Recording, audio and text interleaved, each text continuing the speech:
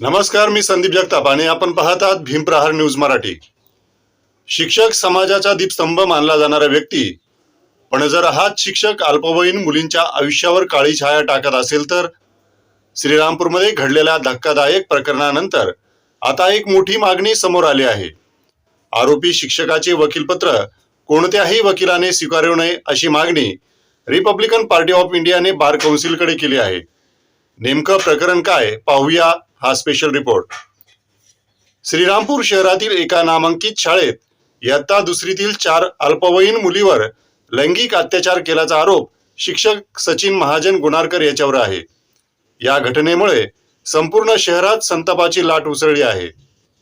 दरम्यान शहरातील Republican party of India यांचे जिल्हा कार्याध्यक्ष सुभाष त्रिभुवन यांच्या नेतृत्वाखाली शिष्टमंडळाने श्रीरामपूर बार काउन्सिलचे अध्यक्ष संदीप चोरमल यांना निवेदन देत आरोपी शिक्षकाचे वकीलपत्र कोणत्याही वकिलाने स्वीकारू नये अशी मागणी केली आहे।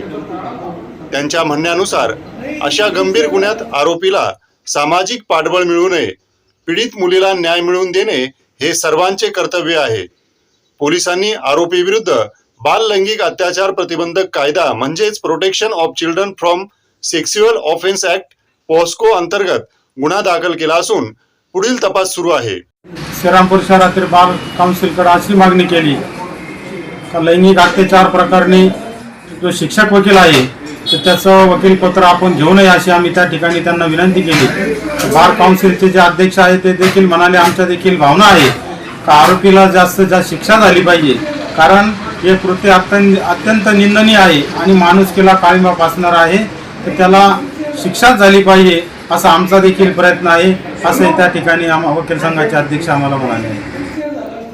यावेळी advocate Vijay Patare, advocate DM Tribhuvan, advocate Annasaheb Mohan, advocate Shyam Kharde, advocate Sarjerao Ghode, advocate BP Shinde, advocate Wabale, advocate BV Wabale, रिपाईचे संजय बोरगे, रॉकी लोंढे आदी रिपाईचे कार्यकर्ते मोठ्या संख्येने उपस्थित होते। बातम्या पाहण्यासाठी भीमप्रहार न्यूज मराठी चॅनेलला सबस्क्राइब करा, व्हिडिओला लाईक आणि शेअर करा।